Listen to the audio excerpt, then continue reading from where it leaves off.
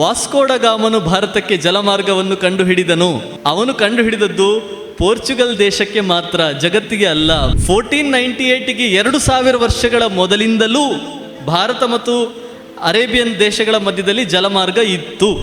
ಏನು doctrine of Discovery ಇತ್ತು, ಅದರ ಬೇರೆ ಬೇರೆ ಅವತರಣಿಕೆಗಳನ್ನು ಮಾಡಿಕೊಂಡು ಬ್ರಿಟಿಷರು, ಪೋರ್ಚುಗೀಸರು, ಫ್ರೆಂಚರು, ಡಚ್ಚರು ಎಲ್ಲರೂ ಕೂಡ ಈ ದೇಶದಲ್ಲಿ ಆಳ್ವಿಕೆಯನ್ನು ಮಾಡ್ತಾ ಹೋದ್ರು. ಅದನ್ನು ನಾವು ಬಚ್ಚಿಟ್ಟು ಅವರು ತಕ್ಕಡಿ ಹಿಡಿದು ಬಂದರು, ಅವರು ವ್ಯಾಪಾರ ಮಾಡ್ಲಿಕ್ಕೆ ಬಂದರು, ಅವ್ರ ಪಾಪ ಕಾಳು ಮೆಣಸನ್ನ ಮಾರಿ ದುಡ್ಡು ಮಾಡಿಕೊಂಡು ಏನೋ ಅವ್ರ ಜೀವನ ನಡೆಸಲಿಕ್ಕೆ ನೋಡಿದ್ರು. ಅಲ್ಲ, ಅದಕ್ಕಿಂತ ಬಹಳ ದೊಡ್ಡ ಘನವಾದ ಉದ್ದೇಶ ಅವರಿಗೆ ಇತ್ತು.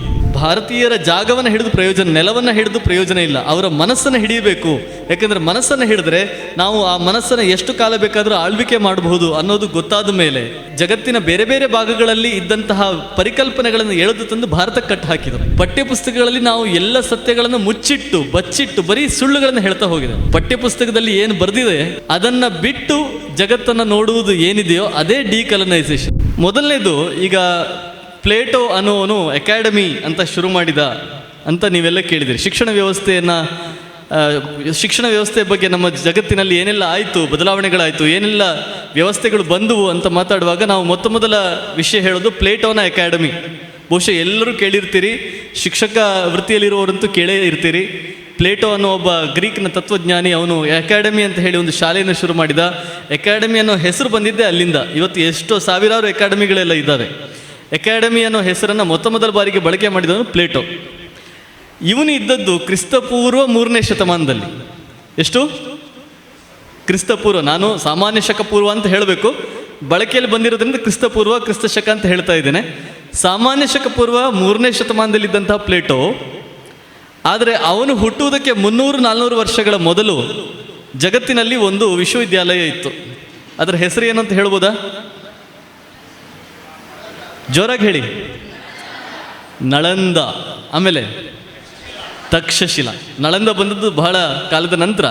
ಮೊದಲಿದ್ದದ್ದು ತಕ್ಷಶಿಲಾ. ಈ ತಕ್ಷಶಿಲಾ ಅನ್ನೋ ಯೂನಿವರ್ಸಿಟಿ, ಒಂದು ವಿಶ್ವವಿದ್ಯಾಲಯ. ಇಲ್ಲಿ ಎಂತಹ ದೊಡ್ಡ ದೊಡ್ಡ ವಿದ್ವಾಂಸರೆಲ್ಲ ಇದ್ದರು ಅಂತ ಹೇಳಿದರೆ ಚಾಣಕ್ಯ ಇದ್ದದ್ದು ಅಲ್ಲೇ. ಚಾಣಕ್ಯ ವಾಸ್ ಅ ಪ್ರೊಫೆಸರ್, ಅವರೊಬ್ಬರು ದೊಡ್ಡ ಅಧ್ಯಾಪಕರಾಗಿ ಅಲ್ಲಿ ಕೆಲಸ ಮಾಡ್ತಾ ಇದ್ರು. ಪಾಣಿನಿ, ಭಾಷೆಗೆ ಒಂದು ಚೌಕಟ್ಟನ್ನು ಹಾಕಿದಂತಹ ಅಷ್ಟಾಧ್ಯಾಯಿಯನ್ನ ಪುಸ್ತಕವನ್ನು ಬರೆದಂತಹ ಪಾಣಿನಿ ಅಲ್ಲಿದ್ದ. ಛಂದಶಾಸ್ತ್ರವನ್ನು ಕೊಟ್ಟಂತಹ ಪಿಂಗಳ ಅಲ್ಲಿದ್ದ. ಚರಕ ಸುಶ್ರುತರು ಅಲ್ಲಿದ್ದರು. ಇಂತಹ ಬೇರೆ ಬೇರೆ ಕ್ಷೇತ್ರಗಳಲ್ಲಿ ದೊಡ್ಡ ಕೆಲಸ ಮಾಡಿದಂಥ ವಿದ್ವಾಂಸರು ಇದ್ದಂತಹ ವಿಶ್ವವಿದ್ಯಾಲಯ ಯಾವುದು ಅಂತ ಹೇಳಿದರೆ ತಕ್ಷಶಿಲಾ. ಇದು ಅಕಾಡೆಮಿ ಬರೋದಕ್ಕೆ 400 ವರ್ಷಗಳ ಮೊದಲು ಈ ದೇಶದಲ್ಲಿ, ಈ ಜಗತ್ತಿನಲ್ಲಿ ಇದ್ದಂತಹ ಒಂದು ದೊಡ್ಡ ವಿಶ್ವವಿದ್ಯಾಲಯ. ಮತ್ತು ದೇ ಆರ್ ಅನ್ಕಂಪ್ಯಾರಬಲ್. ಯಾಕೆಂತ ಹೇಳಿದರೆ ಪ್ಲೇಟೋನ ಅಕಾಡೆಮಿ ಅಂತ ಇದ್ದದ್ದು ಕೇವಲ ಒಂದು 10-20 ಜನ ವಿದ್ಯಾರ್ಥಿಗಳನ್ನು ಕೂರಿಸ್ಕೊಂಡು ಪಾಠ ಮಾಡ್ತಾ ಇದ್ದದ್ದು ಅಷ್ಟೇ. ಆದರೆ ತಕ್ಷಶಿಲೆಯಲ್ಲಿ ಸಾವಿರಾರು ವಿದ್ಯಾರ್ಥಿಗಳು ಪಾಠವನ್ನು ಅಧ್ಯಯನ ಮಾಡ್ತಾ ಇದ್ರು ಮತ್ತು ಜಗತ್ತಿನ ಬೇರೆ ಬೇರೆ ಕಡೆಗಳಿಂದ ಅಲ್ಲಿಗೆ ಪಾಠವನ್ನು ಕಲಿಯೋದಕ್ಕೆ, ಅಧ್ಯಯನವನ್ನು ಮಾಡೋದಕ್ಕೆ ಬರ್ತಾ ಇದ್ರು ಅಂತ ಹೇಳಿ ನಮಗೆ ಪುರಾವೆ ಎಲ್ಲಿಂದ ಸಿಗುತ್ತೆ ಅಂತ ಹೇಳಿದ್ರೆ ಮನುಸ್ಮೃತಿಯಲ್ಲಿ ಸಿಗುತ್ತೆ. ಮನುಸ್ಮೃತಿಯಲ್ಲಿ ಹೇಳ್ತಾರೆ ಯಾವ ರೀತಿಯಲ್ಲಿ ಅಂತ ಹೇಳಿದರೆ ಕಾಶಿ ಮತ್ತು ಕಾಂಚಿ, ದಕ್ಷಿಣದ ಕಾಂಚಿಯಿಂದ ತಕ್ಷಶಿಲೆಗೆ ಓದ್ಲಿಕ್ಕೆ ಹೋಗ್ತಾ ಇದ್ರು ಅನ್ನೋ ಮಾತುಗಳನ್ನು ನಾವು ಅಲ್ಲಿ ಕೇಳ್ತೇವೆ. ಇನ್ನು ಕೆಲವರು ನಳಂದ ಅಂತ ಹೇಳಿದರೆ, ನಳಂದ ಇದ್ದದ್ದು ಕ್ರಿಸ್ತ ಶಕ ಅಂದರೆ ಸಾಮಾನ್ಯ ಶಕ ಕಾಲದಲ್ಲಿ 6ನೇ ಶತಮಾನ 7ನೇ ಶತಮಾನದ ಸಮಯದಲ್ಲಿ ಇತ್ತು. ಆವಾಗ ಹುಯೆನ್ ಸಾಂಗ್, ಯಾರೆಲ್ಲ ಕೇಳಿದಿರಿ ಹುಯೆನ್ ಸಾಂಗ್? ಹುಯೆನ್ ಸಾಂಗ್ ಬಂದು ಸುಮಾರು ವರ್ಷಗಳ ಕಾಲ ನಲಂದದಲ್ಲಿ ವಿದ್ಯಾರ್ಥಿಯಾಗಿ ಅಲ್ಲಿ ಇರ್ತಾನೆ. ಸುಮಾರು ವರ್ಷಗಳ ಕಾಲ ಅಲ್ಲಿ ಅಧ್ಯಯನವನ್ನು ಮಾಡ್ತಾನೆ. ಆವಾಗ ಅವನು ಹೇಳ್ತಾನೆ, ಅವನು ಬರೆದಿರುವಂಥ ಬಹಳಷ್ಟು ವಿಚಾರಗಳು ನಲಂದ ವಿಶ್ವವಿದ್ಯಾಲಯದ ಬಗ್ಗೆ ಹೇಳುವಂಥದ್ದು ಏನು ಅಂತ ಹೇಳಿದರೆ, ಇಲ್ಲಿ ಸುಮಾರು 10,000 ವಿದ್ಯಾರ್ಥಿಗಳು ಓದ್ತಾ ಇದ್ದಾರೆ. It is unimaginable. ಇವತ್ತಿನ ಕಾಲದಲ್ಲೂ ಕೂಡ ಒಂದು ವಿಶ್ವವಿದ್ಯಾಲಯದಲ್ಲಿ 10,000 ಸ್ಟೂಡೆಂಟ್ಸ್ ಇರ್ತಾರಾ ಅಂತ ಕೇಳಿದರೆ ಇಲ್ಲ. ನಮ್ಮ ಬೆಂಗಳೂರು, ಮೈಸೂರು ಯೂನಿವರ್ಸಿಟಿಗಳನ್ನು ತಗೊಳ್ಳಿ, ಹೆಚ್ಚಂದರೆ ಒಂದು 4-5 ಸಾವಿರ ಮಕ್ಕಳು ಇರಬಹುದು. 10,000 ವಿದ್ಯಾರ್ಥಿಗಳು ಓದ್ತಾ ಇರ್ತಾರೆ. ಸ್ಟೂಡೆಂಟ್ ಟೀಚರ್ ರೇಷಿಯೋ ಎಷ್ಟು ಅಂತ ಹೇಳಿದರೆ, ಅಂದರೆ ಎಷ್ಟು ಸ್ಟೂಡೆಂಟ್ಸಿಗೆ ಎಷ್ಟು ಟೀಚರ್ ಇರಬೇಕು ರೇಷಿಯೋ ಇದೆ. ಎಷ್ಟಿತ್ತು ನಲಂದದಲ್ಲಿ ಹೇಳ್ಬೋದಾ? ಸುಮ್ಮನೆ ಒಂದು ವೈಲ್ಡ್ ಗೆಸ್ ಮಾಡಿ, ಯಾರಿಗೂ ಶಿಕ್ಷೆ ಇಲ್ಲ. 10ಕ್ಕೆ 1, ಆಮೇಲೆ 20ಕ್ಕೆ 1, 100:1. The actual ratio was 5:1. 5 ವಿದ್ಯಾರ್ಥಿಗಳಿಗೆ ಒಬ್ಬ ಶಿಕ್ಷಕ. 10,000 ವಿದ್ಯಾರ್ಥಿಗಳಿಗೆ 2,000 ಶಿಕ್ಷಕರು ನಲಂದಾದಲ್ಲಿ ಇದ್ದರು. ಅಲ್ಲಿ 3 ದೊಡ್ಡ ದೊಡ್ಡ ಕಟ್ಟಡಗಳಿತ್ತು, 3 ಲೈಬ್ರರಿಗಳಿತ್ತು. ಆ 3 ಲೈಬ್ರರಿಗಳಲ್ಲಿ more than 10,000 books were stacked. 10,000ಕ್ಕಿಂತ ಹೆಚ್ಚು ಪುಸ್ತಕಗಳನ್ನು ಅಲ್ಲಿ ಸಂಗ್ರಹ ಮಾಡಿ ಇಟ್ಟಿದ್ದರು. ಹುಯೆನ್ಸಾಂಗ್ ಇದನ್ನೆಲ್ಲ ಬರೀತಾನೆ. ಇದು ಯಾವುದು ಕಪೋಲಕಲ್ಪಿತ ಕಥೆ ಅಲ್ಲ. ಹುಯೆನ್ಸಾಂಗ್ ಅಷ್ಟು ವರ್ಷಗಳ ಕಾಲ ಅಲ್ಲಿದ್ದು ವಿದ್ಯಾರ್ಥಿಯಾಗಿ ಓದಿ ಆಮೇಲೆ ಅಲ್ಲಿ ಏನೆಲ್ಲ ನಡೀತಾ ಇತ್ತು ಅನ್ನೋದ್ರ ಬಗ್ಗೆ ಬರೀತಾನೆ. The world's first entrance test, ನಾವಿವತ್ತು ಸುಮಾರು ಎಂಟ್ರೆನ್ಸ್ ಟೆಸ್ಟ್ಗಳನ್ನೆಲ್ಲ ನೋಡ್ತೇವೆ, ನೀಟ್ ಅದು ಇದು ಅಂತ ಸುಮಾರೆಲ್ಲ ಇದೆ. ಜಗತ್ತಿನ ಮೊದಲ ಎಂಟ್ರೆನ್ಸ್ ಟೆಸ್ಟ್ ಎಲ್ಲಿ ಶುರುವಾಯಿತು ಅಂತ ಹೇಳಿದರೆ ನಲಂದದಲ್ಲಿ ಶುರುವಾಯಿತು. ಹುಯೆನ್ಸಾಂಗ್ ಬರೀತಾನೆ 10 ವಿದ್ಯಾರ್ಥಿಗಳು ಅಲ್ಲಿ ಪರೀಕ್ಷೆಯನ್ನು ಬರೆದ್ರೆ ಅದರಲ್ಲಿ 1-2 ವಿದ್ಯಾರ್ಥಿಗಳು ಮಾತ್ರ ಸೆಲೆಕ್ಟ್ ಆಗ್ತಾ ಇದ್ರು. ನಾವಿವತ್ತು ಎಂಟ್ರೆನ್ಸ್ ಟೆಸ್ಟ್ ಅಂತ ಹೇಳ್ತೇವೆ. ಎಂಟ್ರೆನ್ಸ್ ಟೆಸ್ಟ್ ಅನ್ನೋ ಶಬ್ದ ಬಂದದ್ದು ಎಲ್ಲಿಂದ ಅಂತ ಹೇಳಿದರೆ ನಲಂದಾದಿಂದ. ಯಾಕೆ ಅಂತ ಹೇಳಿದರೆ ಅಲ್ಲಿ ದ್ವಾರಪಾಲಕರಾಗಿ ಯಾರು ನಿಲ್ತಾ ಇದ್ರೋ ಅವರು ವಿದ್ಯಾರ್ಥಿಗಳಿಗೆ ಪ್ರಶ್ನೆಗಳನ್ನು ಕೇಳ್ತಾ ಇದ್ರಂತೆ. ವಿದ್ಯಾರ್ಥಿಗಳು ಉತ್ತರ ಹೇಳಿದರೆ ಅವರು ಒಳಗಡೆ ಅವರಿಗೆ ಅಡ್ಮಿಷನ್ ಇದೆ, ಇಲ್ಲದಿದ್ದರೆ ಅವರಿಗೆ ಗೇಟಿನಿಂದಲೇ ಹೊರಗೆ ಕಳಿಸ್ತಾ ಇದ್ರು. ಸೊ ಅಂದರೆ ದ್ವಾರಪಾಲಕರೇ ಅಲ್ಲಿ ಅಷ್ಟು ನಿಪುಣರಾಗಿದ್ದರು, ಅಷ್ಟು ದೊಡ್ಡ ಪಂಡಿತರಾಗಿದ್ದರು. ಆ ಮೂಲಕ ಎಂಟ್ರೆನ್ಸ್ ಟೆಸ್ಟ್ ಅನ್ನೋ ಒಂದು ಶಬ್ದ, ಒಂದು ಪದಪುಂಜ ನಮ್ಮ ಭಾಷೆಗೆ ಬಂತು. ಸೊ ಇದೆಲ್ಲ ನಡೆದದ್ದು ಯಾವಾಗ ಅಂತ ಹೇಳಿದರೆ ಬೇರೆ ಜಗತ್ತಿನ ಬೇರೆ ಭಾಗಗಳಲ್ಲಿ ಯಾವುದೇ ಶಿಕ್ಷಣ ವ್ಯವಸ್ಥೆ ಇಲ್ಲದೆ ಇರುವಂಥ ಕಾಲದಲ್ಲಿ, ಯಾವುದೇ ಯೂನಿವರ್ಸಿಟಿಗಳು ಇಲ್ಲದೆ ಇರುವಂಥ ಕಾಲದಲ್ಲಿ, ನಾವೆಲ್ಲ ಇವತ್ತು ಕೇಂಬ್ರಿಡ್ಜ್ ಆಕ್ಸ್ಫರ್ಡ್ ಅಂತ ಹೇಳ್ತೇವೆ. ಆಕ್ಸ್ಫರ್ಡ್ ಕಟ್ಟಿದ್ದು ಯಾವಾಗ? 12ನೇ ಶತಮಾನದಲ್ಲಿ. 12ನೇ ಶತಮಾನದಲ್ಲಿ ಏನಾಯಿತು ಜಗತ್ತಿನಲ್ಲಿ ಇನ್ನೊಂದು ಘಟನೆ ಅಂತ ಹೇಳಿದರೆ 1193 ಬಕ್ತಿಯಾರ್ ಖಿಲ್ಜಿ. ಹೇಳ್ಬೋದಾ ಏನಾಯಿತು ಅಂತ? ಇದೇ ನಲಂದಾ ವಿಶ್ವವಿದ್ಯಾಲಯವನ್ನು ಸುಟ್ಟು ಭಸ್ಮ ಮಾಡ್ತಾನೆ. ಸುಟ್ಟು ಭಸ್ಮ ಮಾಡಿ ಪೂರ್ತಿಯಾಗಿ ಪುಡಿ ಮಾಡ್ತಾನೆ. ಅವನು ಇಲ್ಲಿ ಯಾವಾಗ ಈ ವಿಶ್ವವಿದ್ಯಾಲಯವನ್ನು ಪುಡಿ ಮಾಡ್ತಾ ಇರ್ತಾನೋ ಅದೇ ಕಾಲದಲ್ಲಿ ಆಕ್ಸ್ಫರ್ಡ್ ಯೂನಿವರ್ಸಿಟಿ, ಕೇಂಬ್ರಿಡ್ಜ್ ಯೂನಿವರ್ಸಿಟಿಗಳನ್ನು ಯುರೋಪ್ನಲ್ಲಿ ಕಟ್ತಾ ಇರ್ತಾರೆ. ಅದಿನ್ನು ಕಟ್ಟುವ ಹಂತದಲ್ಲಿ ಇರುತ್ತೆ. ಅಂದರೆ ನಮ್ಮ ದೇಶ ಯಾವ ಮಟ್ಟಕ್ಕೆ ಹೋಗಿತ್ತು, ಯಾವ ಒಂದು ಔನ್ನತ್ಯವನ್ನು ಕಂಡಿತ್ತು, ಯಾವ ಉಚ್ಛ್ರಾಯ ಸ್ಥಿತಿಯಲ್ಲಿತ್ತು ಅನ್ನೋದನ್ನು ಈ ಒಂದು ಸಂಗತಿ ಹೇಳ್ತಾ ಇದೆ. ಇನ್ನು ಎರಡನೇ ಸಂಗತಿ, ಸೊನ್ನೆಯನ್ನು ಯಾರು ಕಂಡು ಹಿಡಿದ್ರು? ಭರತಮುನಿ. ಜೋರಾಗಿ ಹೇಳಬೇಕು. ಭಾರತದಲ್ಲಿ ಯಾರು ಕಂಡು ಹಿಡಿದ್ರು? ಆರ್ಯಭಟ, ಪಿಂಗಳ. ಹೆಸರುಗಳು ಹೇಳ್ಬೋದು, ಆದರೆ ಯಾರು ಕೂಡ ನಾವು ಇಂಥವರೇ ಕಂಡು ಹಿಡಿದ್ರು ಅಂತ ಹೇಳಲಿಕ್ಕೆ ಸಾಧ್ಯ ಇಲ್ಲ. ಅದೊಂದು ಪರಿಕಲ್ಪನೆ, ಸಂಖ್ಯೆಗಳ ಬಗ್ಗೆ ಅಥವಾ ಸೊನ್ನೆಗಳ ಬಗ್ಗೆ ಒಂದು ಪರಿಕಲ್ಪನೆಯನ್ನು ಭಾರತದಲ್ಲಿ ಹುಟ್ಟುಹಾಕಿದರು. ಎಷ್ಟು ಪ್ರಾಚೀನ ಅಂತ ಹೇಳಿದರೆ ಮಹಾಭಾರತ ಯಾವ ಕಾಲದಲ್ಲಿ ಬರೆಯಲ್ಪಟ್ಟಿತೋ, ರಾಮಾಯಣ ಯಾವ ಕಾಲದಲ್ಲಿ ಬರೆಯಲ್ಪಟ್ಟಿತೋ ಅಷ್ಟು ಪ್ರಾಚೀನ. ಯಾಕಂದರೆ ನಾವು ರಾಮಾಯಣದಲ್ಲಿ, ಮಹಾಭಾರತದಲ್ಲಿ ಬರುವಂಥ ಸಂಖ್ಯೆಗಳನ್ನು ನೋಡಿದರೆ ಅಲ್ಲೆಲ್ಲ ಕಡೆಗಳಲ್ಲೂ ಕೂಡ ದಾಶಮಿಕ ಸಂಖ್ಯಾ ಪದ್ಧತಿ ಇದೆ, ಸೊನ್ನೆಯ ಪರಿಕಲ್ಪನೆ ಇತ್ತು.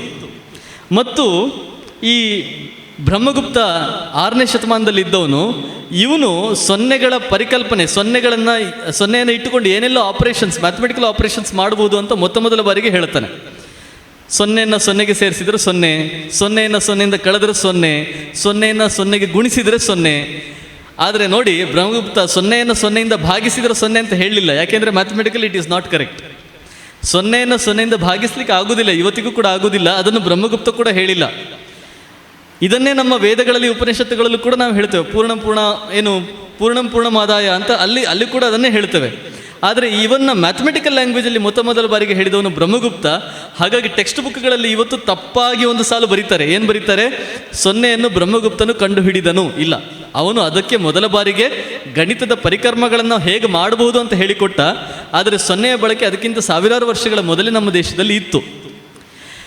ನಂತರ ನಾವಿವತ್ತು ಆಲ್ಜಿಬ್ರಾ ಅನ್ನೋ ಶಬ್ದವನ್ನು ಓದಿದಾಗ, ನಮ್ಮ ಶಾಲೆಗಳಲ್ಲಿ ಟೆಕ್ಸ್ಟ್ ಬುಕ್ಗಳಲ್ಲಿ ಓದಿದಾಗ ನಾವೇನು ಓದ್ತೇವೆ? ಆಲ್ಜಿಬ್ರಾ ಅನ್ನೋ ಶಬ್ದವನ್ನು ಅಲ್ಕ್ವಾರಿಸ್ಮಿ ಅನ್ನುವ ಗಣಿತಜ್ಞನಿಂದ ತೆಗೆದುಕೊಳ್ಳಲಾಯಿತು. ಹೌದು ಅಲ್ವೋ? ಎಷ್ಟು ಜನ ಒಪ್ತೀರಿ ಇದನ್ನು? ಅಲ್ಕ್ವಾರಿಸ್ಮಿ ಹೆಸರು ಕೇಳಿದ್ದೀರಾ? ಅರಬ್ ದೇಶದ ಒಬ್ಬ ಗಣಿತಜ್ಞ. ಅಲ್ಕ್ವಾರಿಸ್ಮಿಯಿಂದ ಆಲ್ಜಿಬ್ರಾ ಬಂತು, ಅವನೇ ನಮ್ಮ ಜಗತ್ತಿಗೆ ಬೀಜಗಣಿತವನ್ನು ಕೊಟ್ಟ ಅಂತ ಎಲ್ಲ ಕಥೆಗಳನ್ನು ನಮ್ಮ ಟೆಕ್ಸ್ಟ್ ಬುಕ್ಕಲ್ಲಿ ನಾವು ಬರಿತಾ ಇರ್ತೀವಿ. ಆದರೆ ಈ ಅಲ್ಕ್ವಾರಿಸ್ಮಿ ಒಂದು ಪುಸ್ತಕವನ್ನು ಬರೀತಾನೆ. ಆ ಪುಸ್ತಕದ ಹೆಸರು ನಾನು ಸುಮ್ಮನೆ ನಿಮಗೆ ಓದ್ತೇನೆ, ಕಿತಾಬ್ ಅಲ್ ಮುಕ್ತಾಸರ್ ಫಿ ಹಿಸಾಬ್ ಅಲ್ ಹಿಂದ್ ಅಂತ ಹೇಳಿ. ಅದರ ಇಡೀ ಪುಸ್ತಕದ ಹೆಸರು ಹಾಗೆ. ಏನಿದರ ಅರ್ಥ ಅಂತ ಹೇಳಿದರೆ, ಆ ಕಾಂಪ್ರಹೆನ್ಸಿವ್ ಬುಕ್ ಆನ್ ಕ್ಯಾಲ್ಕುಲೇಷನ್ಸ್, ಆ condensed book on calculations in Hindu method. ಅಲ್ಲಿ ಆ ಪುಸ್ತಕದಲ್ಲಿ ಹಿಂದ್ ಅನ್ನೋ ಶಬ್ದ ಇದೆ. ಹಿಂದ್ ಅಂತ ಹೇಳಿದರೆ ಹಿಂದೂಗಳ ಪದ್ಧತಿಯ ಹಾಗೆ ಗಣಿತವನ್ನು ಕಲಿಯುವುದು ಹೇಗೆ ಅಂತ ಹೇಳಿಕೊಡುವ ಪುಸ್ತಕ ಅಂತ ಅವನು ಶೀರ್ಷಿಕೆಯನ್ನೇ ಬರೆದು ಬಿಟ್ಟಿದ್ದಾನೆ. ಇದಕ್ಕಿಂತ ಸ್ಪಷ್ಟತೆ ನಿಮ್ಗೇನು ಬೇಕು? ಆದರೆ ಈ ಸ್ಪಷ್ಟತೆಯನ್ನು ನಮ್ಮ ಯಾವ ಟೆಕ್ಸ್ಟ್ ಬುಕ್ಗಳು ಕೂಡ ನಮಗೆ ಹೇಳ್ತಾ ಇಲ್ಲ. ಹೇಳಿದವ ಶಿಕ್ಷಕರೇ ಹೇಳ್ಬೋದು ನನಗೆ. ನೀವೆಲ್ಲ ಟೆಕ್ಸ್ಟ್ ಬುಕ್ಕನ್ನು ಓದುವವರು, ವಿದ್ಯಾರ್ಥಿಗಳು ಓದ್ತಾರೆ ಇಲ್ಲೋ ಗೊತ್ತಿಲ್ಲ ನನಗೆ. ಶಿಕ್ಷಕರಂತೂ ಓದ್ತೇವೆ. ನೀವು ಎಲ್ಲಾದರೂ ನೋಡಿದ್ದೀರಾ? ಅಲ್-ಖವಾರಿಜ್ಮಿ ಅನ್ನುವ ಒಬ್ಬ ಗಣಿತಜ್ಞ, ಅರಬ್ನ ಗಣಿತಜ್ಞ, ಅವನು ಬರೆದಂತಹ ಪುಸ್ತಕದ ಶೀರ್ಷಿಕೆನಲ್ಲೇ ಅವನು ಬಹಳ ಕ್ಲಿಯರ್ ಆಗಿ ಹೇಳಿದ್ದಾನೆ, ನಾನು ಈ ಒಂದು ಗಣಿತವನ್ನು ಕಲಿತದ್ದು ಹಿಂದೂಗಳಿಂದ.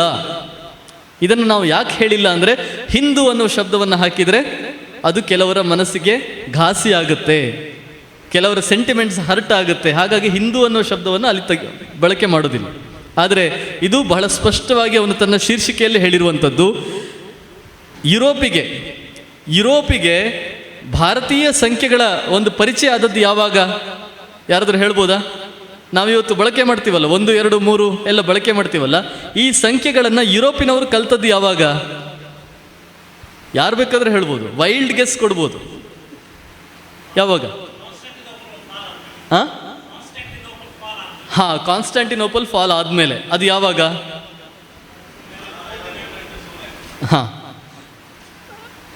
ಬೇರೆ ಯಾರಾದ್ರೂ ಹೇಳ್ಬೋದಾ? ಯುರೋಪಿನವರಿಗೆ ಭಾರತೀಯ ಸಂಖ್ಯೆಗಳ ಪರಿಚಯ ಆದದ್ದು ಯಾವಾಗ? 15ನೇ ಶತಮಾನ ತುಂಬ ಇದಾಯಿತು. 12ನೇ ಶತಮಾನದಲ್ಲಿ, 12 ಶತಮಾನ ಮುಗಿದು 13ನೇ ಶತಮಾನ ಶುರುವಾದಾಗ 1202 1202ರಲ್ಲಿ ಒಂದು ಪುಸ್ತಕ ಬಂತು. ಏನಂತ ಹೇಳಿದರೆ ಲೆಬರ್ ಅಬಾಚಿ ಅಂತ ಹೇಳಿ ಒಂದು ಪುಸ್ತಕ. ಎಷ್ಟು ಜನಕ್ಕೆ ಇಲ್ಲಿ ಫಿಬೊನಾಚಿ ಅನ್ನೋ ಹೆಸರು ಗೊತ್ತಿದೆ? ಕೈ ಎತ್ತಿ. ಫಿಬೊನಾಚಿ ಸೀರೀಸ್ ಕೇಳಿದ್ದೀರಾ ಯಾರಾದರೂ? ಹೈಸ್ಕೂಲ್ ಓದ್ದವರು ಅಥವಾ ಕಾಲೇಜ್ ಓದ್ದವರಿಗೆ ಗೊತ್ತಿರುತ್ತೆ. ಫಿಬೊನಾಚಿ ಸೀರೀಸ್ ಅಥವಾ ಸೀಕ್ವೆನ್ಸ್ ಅಂತ ಹೇಳ್ತೇವೆ. ಈ ಫಿಬೊನಾಚಿ ಅನ್ನೋ ಹೆಸರೇ ಇಲ್ಲ, ಫಿಬೊನಾಚಿ ಅನ್ನೋ ವ್ಯಕ್ತಿ ಕೂಡ ಇಲ್ಲ. ಅವನ ಆ್ಯಕ್ಚುಯಲ್ ಹೆಸರು ಬಂದು ಲೆನಾರ್ಡೋ ಅಂತ ಹೇಳಿ, ಲೆನಾರ್ಡೋ ಆಫ್ ಪೀಸಾ. ಅವನು ಒಂದು ಪುಸ್ತಕವನ್ನು ಬರೀತಾನೆ. ಅವನು ಗಣಿತಜ್ಞನೂ ಅಲ್ಲ, ಅವನೊಬ್ಬ ವರ್ತಕ, ಟ್ರೇಡರ್. ಅವನು ಇಲ್ಲಿಂದ ಸಾಮಾನುಗಳನ್ನು ತಗೊಂಡು ಹೋಗಿ ಇನ್ನೊಂದು ದೇಶದಲ್ಲಿ ಮಾರೋದು, ಅಲ್ಲಿಂದ ತಗೊಂಡು ಹೋಗಿ ಇಲ್ಲಿ ಮಾರೋದು, ಈ ರೀತಿಯ ವರ್ತಕನ ಕೆಲಸ ಮಾಡ್ತಾ ಇದ್ದಂಥ ಒಬ್ಬ ವ್ಯಕ್ತಿ. ಅವನ ಹವ್ಯಾಸ ಏನಂತ ಹೇಳಿದರೆ, ತಾನು ಯಾವ್ಯಾವ ದೇಶಗಳಲ್ಲಿ ಹೋಗ್ತೀನೋ ಅಲ್ಲೆಲ್ಲ ಗಣಿತದ ಪಜಲ್ಗಳನ್ನು ಸಂಗ್ರಹ ಮಾಡಿ ಬರೆಯುವಂಥದ್ದು. ಅವನು ಅಂತಹ ಗಣಿತದ ಪಜಲ್ಗಳನ್ನು ಸಂಗ್ರಹ ಮಾಡಿ ಲೆಬರ್ ಅಬಾಚಿ ಅನ್ನೋ ಒಂದು ಪುಸ್ತಕವನ್ನು ಬರೀತಾನೆ. ಅದರ ಮೊದಲ ಪುಟದ ಮೊದಲ ಪ್ಯಾರಾಗ್ರಾಫ್ನಲ್ಲಿ ಅವನು ಹೇಳುವ ಮಾತು ಏನು ಅಂತ ಹೇಳಿದರೆ, 0, 1, 2, 3 ಈ ರೀತಿಯ ಅಂಕೆಗಳು up to 9, these are the numerals used by Indians. ಇದನ್ನು ಭಾರತೀಯರು ಬಳಸುವಂಥ, ಈ ಸಂಖ್ಯೆಗಳನ್ನು ಭಾರತೀಯರು ಬಳಸ್ತಾರೆ. ಇದನ್ನು ಮೊದಲ ಬಾರಿಗೆ ಯುರೋಪಿಗೆ ಹೇಳುವವನು ಲೆನಾರ್ಡೋ ಆಫ್ ಪೀಸಾ. ಇದನ್ನು ಅವನು ಹೇಳಿದ್ದು 13ನೇ ಶತಮಾನದಲ್ಲಿ. 13ನೇ ಶತಮಾನದ ತನಕನೂ ಯುರೋಪಿನವರಿಗೆ ಭಾರತೀಯ ಸಂಖ್ಯೆಗಳ ಪರಿಚಯ ಇರಲಿಲ್ಲ. ಇನ್ನೊಂದು ವಿಷಯ ಹೇಳ್ತೇನೆ. ನಾವೆಲ್ಲ ಇವತ್ತು ನಮ್ಮ ಪಠ್ಯಪುಸ್ತಕಗಳಲ್ಲಿ ಓದ್ತೇವೆ. ಏನಂತ ಹೇಳಿದರೆ, ಎಲಿಮೆಂಟ್ಸ್ ಅನ್ನೋ ಪುಸ್ತಕವನ್ನು ಯಾರು ಬರ್ದ? ಯೂಕ್ಲಿಡ್ ಅನ್ನೋ ಒಬ್ಬ ವ್ಯಕ್ತಿ ಬರ್ದ. ಇವನು ಬರೆದಂಥ ಎಲಿಮೆಂಟ್ಸ್ 2000 ವರ್ಷಗಳಿಂದ ನಮ್ಮ ಜಗತ್ತಿನಲ್ಲೆಲ್ಲ ಟೆಕ್ಸ್ಟ್ ಬುಕ್ ಆಗಿ ಬಳಕೆಯಲ್ಲಿದೆ. ಓದ್ತಿರೋ ಇಲ್ವೋ? ಜಾಮೆಟ್ರಿ ಎಷ್ಟು ಮಂದಿ ಪುಸ್ತಕ ತೆಗೆದಿದ್ದೀರಿ? ಎಲ್ಲರೂ ತೆಗೆದಿರ್ತಾನೆ. ಯೂಕ್ಲಿಡ್ ಅನ್ನುವ ಒಬ್ಬ ವ್ಯಕ್ತಿ ಈ ಜಗತ್ತಿನಲ್ಲಿ ಇರಲಿಲ್ಲ. ಅದೊಂದು ಕಾಲ್ಪನಿಕ ವ್ಯಕ್ತಿ, ಅದನ್ನು ಸೃಷ್ಟಿ ಮಾಡಿದ್ದು. ಯೂಕ್ಲಿಡ್ ಅಂತ ಹೇಳಿದರೆ ಲ್ಯಾಟಿನ್ ಭಾಷೆಯಲ್ಲಿ ಲೆಕ್ಕವನ್ನು ಬರೆಯುವವನು ಅಂತ ಅರ್ಥ ಅಷ್ಟೇ. ಅದೊಂದು ನಾಮಪದ ಅಲ್ಲ. ನಾವಿವತ್ತು ಟೊಮೆಟೊ ಅಂತ ಹೇಳ್ತೀವಲ್ಲ, ತರಕಾರಿ ಮಾರ್ತಾ ಹೋಗ್ತಾ ಇರ್ತೇವೆ, ಟೊಮೆಟೊ ಅಂತ ಹೇಳ್ತೀವಿ. ಟೊಮೆಟೊ ಅಂತ ಅವನ ಹೆಸರ ಅಲ್ಲ, ಅವನು ಟೊಮೆಟೊ ಮಾರ್ತಾನೆ ಅಂತ ಟೊಮೆಟೊ ಅಂತ ಕರಿತೇವೆ. ಹಾಗೆಯೇ ಲೆಕ್ಕವನ್ನು ಮಾಡುವವನು ಅಂತ ಹೇಳುವ ಒಂದು ಶಬ್ದಕ್ಕೆ ಯೂಕ್ಲಿಡ್ ಅಂತ ಹೇಳ್ತಾರೆ ಲ್ಯಾಟಿನ್ ಭಾಷೆಯಲ್ಲಿ. ಅದು ಒಬ್ಬ ವ್ಯಕ್ತಿ ಅಲ್ಲ. ಎಲಿಮೆಂಟ್ಸ್ ಅನ್ನುವ ಟೆಕ್ಸ್ಟ್ ಬುಕ್ ಇಲ್ಲ. ನಮಗೆ ಮೊದಲ ಬಾರಿಗೆ ಎಲಿಮೆಂಟ್ಸ್ ಅನ್ನೋ ಪುಸ್ತಕ ಸಿಗುವುದು 12ನೇ ಶತಮಾನದಲ್ಲಿ, ಅದು ಯುರೋಪ್ನಲ್ಲಿ. ಅದಕ್ಕಿಂತ ಮೊದಲು ಎಲಿಮೆಂಟ್ಸ್ ಅನ್ನೋ ಪುಸ್ತಕವೇ ಎಲ್ಲೂ ಸಿಕ್ಕಿಲ್ಲ. ನಮ್ಮ ದೇಶದಲ್ಲೇ ಒಬ್ಬರು ಒಂದು ಸವಾಲು ಇಟ್ಟಿದ್ದಾರೆ, 2 ಲಕ್ಷ 3 ಲಕ್ಷ ಇಟ್ಟಿದ್ದಾರೆ. ಯಾರಾದರೂ ಯೂಕ್ಲಿಡ್ ಅನ್ನೋ ಒಬ್ಬ ವ್ಯಕ್ತಿ ಇದ್ದ ಅಂತ ಪ್ರೂವ್ ಮಾಡಿದರೆ ಅವರಿಗೆ ದುಡ್ಡು ಕೊಟ್ಟು ಬಿಡ್ತೇನೆ ಅಂತ ಹೇಳಿದ್ದಾರೆ. CK ರಾಜು ಅಂತ ಹೇಳಿ ಒಬ್ಬರು ಗಣಿತಜ್ಞರು, ಬಹಳ ದೊಡ್ಡ ಗಣಿತಜ್ಞರು. ಯೂಕ್ಲಿಡ್ ಅನ್ನೋ ವ್ಯಕ್ತಿಯೇ ಇರಲಿಲ್ಲ. ಯಾಕೆ ಅವನನ್ನು ಸೃಷ್ಟಿ ಮಾಡಿದರು ಅಂತ ಹೇಳಿದೆ. ಆಮೇಲೆ ಮುಂದಕ್ಕೆ ಹೇಳ್ತೇನೆ ಈ ಎಲ್ಲ ವಿಚಾರಗಳನ್ನು. ಯಾಕೆ ಇದನ್ನೆಲ್ಲ ಸೃಷ್ಟಿ ಮಾಡಿದೆವು ನಾವು? ಯಾಕೆ ಪ್ಲೇಟೋನ ಅಕಾಡೆಮಿಯೇ ಒಂದು ದೊಡ್ಡ ಅಕಾಡೆಮಿ, ಅದಕ್ಕಿಂತ ದೊಡ್ಡ ಶಾಲೆ ಇರಲಿಲ್ಲ? ಎಲಿಮೆಂಟ್ಸ್ ಅನ್ನೋದೇ ಈ ಜಗತ್ತಿನ ದೊಡ್ಡ ಟೆಕ್ಸ್ಟ್ ಬುಕ್, ಅದಕ್ಕಿಂತ ದೊಡ್ಡ ಟೆಕ್ಸ್ಟ್ ಬುಕ್ ಇರಲಿಲ್ಲ. ಈ ಥರದ ಕಥನಗಳನ್ನು ಯಾಕೆ ಸೃಷ್ಟಿ ಮಾಡಿದೆವು ಅನ್ನೋದ್ರ ಬಗ್ಗೆ ಆಮೇಲೆ ಬರ್ತೇನೆ. ಇನ್ನು ಡಾರ್ಕ್ ಏಜ್ ಎಷ್ಟು ಮಂದಿ ಕೇಳಿದಿರಿ? ಜಗತ್ತಿನ ಕಪ್ಪು ಯುಗ, ಡಾರ್ಕ್ ಏಜ್ ಹಿಸ್ಟ್ರಿನಲ್ಲಿ ಬರುತ್ತೆ. ಯಾವಾಗಿನವರೆಗಿತ್ತು?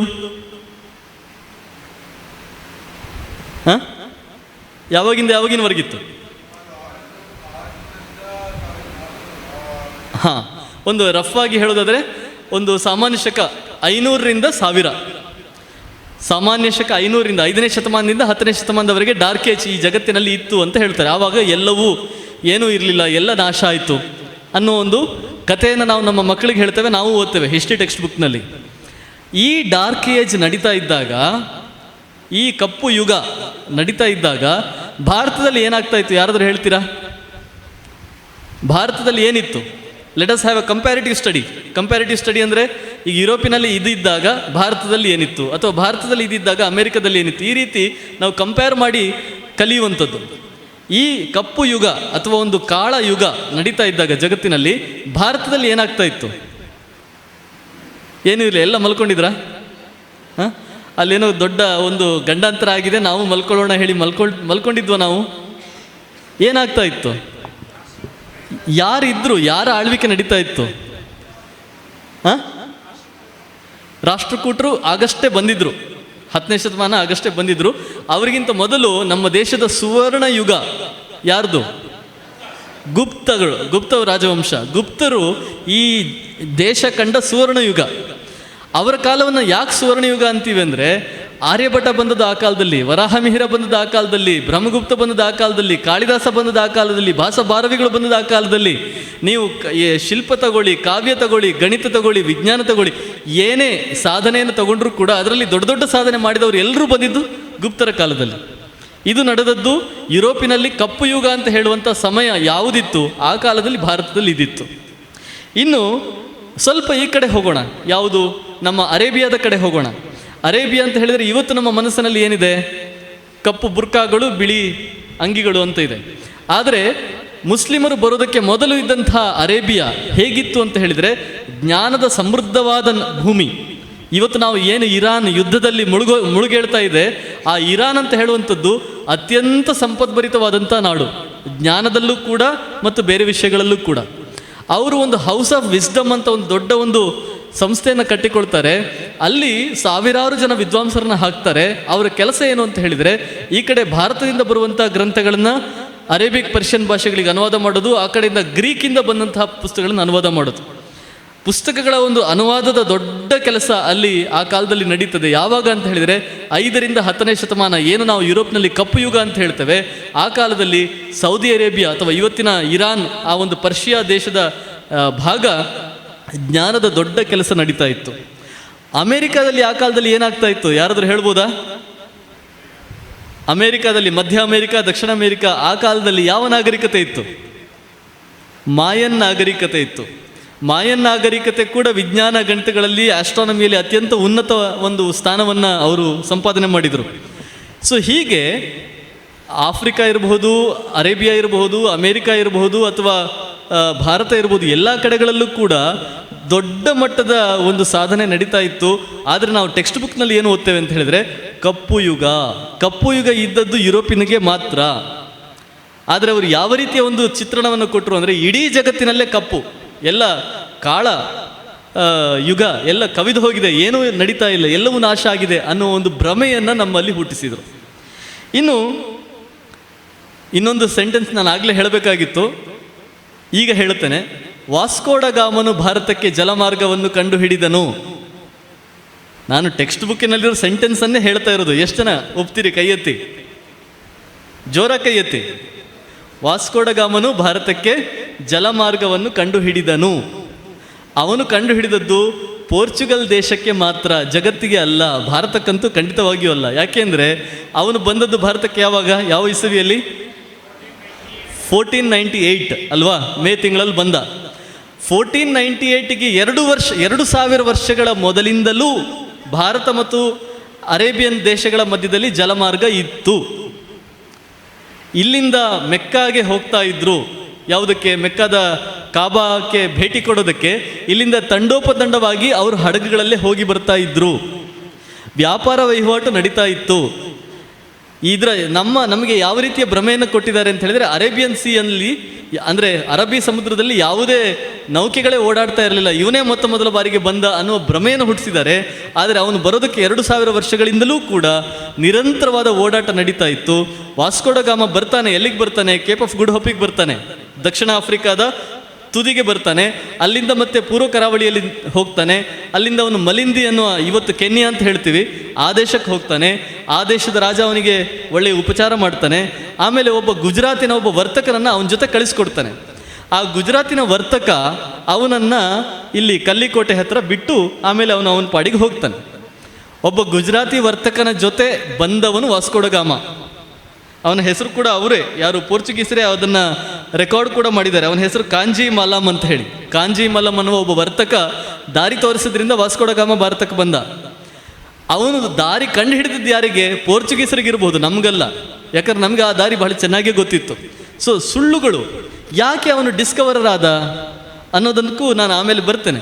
ಡಿಸ್ಕವರರ್ ಅಂತ ಯಾಕೆ ಅವನು ಕರೆಸ್ಕೊಂಡ ಅಂತ ಹೇಳಿ ಆಮೇಲೆ ನಾನು ಅದನ್ನು ಹೇಳ್ತೇನೆ. ಹೀಗೆ ಇನ್ನೂ ಎಷ್ಟೋ ವಿಚಾರಗಳಿದೆ. ಆದರೆ ನಾನು ಹೇಳಬೇಕಾಗಿರೋದು ಏನು ಅಂತ ಹೇಳಿದರೆ, ಈ ರೀತಿ ನಮ್ಮ ಬ್ರೈನ್ ವಾಶ್ ಮಾಡಿದ್ರಲ್ಲ, ಯಾಕೆ ಮಾಡಿದ್ರು? ಅದಕ್ಕಿಂತ ಮೊದಲು ಯಾವ್ಯಾವ ರೀತಿಯ ಬ್ರೈನ್ ವಾಶ್ಗಳನ್ನು ಮಾಡ್ತಾ ಹೋದರು ಅನ್ನೋದ್ರ ಬಗ್ಗೆ ಒಂದು ಸಣ್ಣ ಅಂಶವನ್ನು ನಿಮ್ಮ ಮುಂದೆ ಇಡ್ತೇನೆ.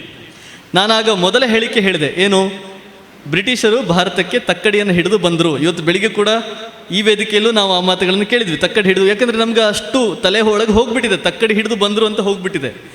ಬ್ರಿಟಿಷರು ಯಾಕೆ ಬಂದರು ಭಾರತಕ್ಕೆ? ಯಾಕೆ ಬಂದರು? ಸುಮ್ಮನೆ ಇಲ್ಲಿ ನೋಡ್ಕೊಂಡು ಹೋಗೋಣ ಅಂತ ಬಂದ್ರ? ಪಿಕ್ನಿಕ್ ಅಲ್ಲ, ಮತ್ತೆ ವ್ಯಾಪಾರ. ಆಮೇಲೆ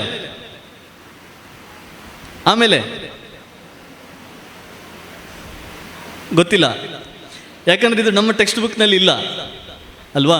ಅವ್ರು ವ್ಯಾಪಾರಕ್ಕಾಗಿ ಬಂದರು, ಅವ್ರು ಮತಾಂತರಕ್ಕಾಗಿ ಬಂದರು, ಅವ್ರು ಸಾಮ್ರಾಜ್ಯ ವಿಸ್ತರಣೆಗಾಗಿ ಬಂದರು, ಈ ಥರ ಎಲ್ಲ ಕತೆ ಕಟ್ಟಿದ್ದಾರೆ. ಆದರೆ ಆ್ಯಕ್ಚುಲಿ ಏನು ನಡೀತು ಅನ್ನೋದನ್ನು ಹೇಳ್ತಾನೆ. 1452ನಲ್ಲಿ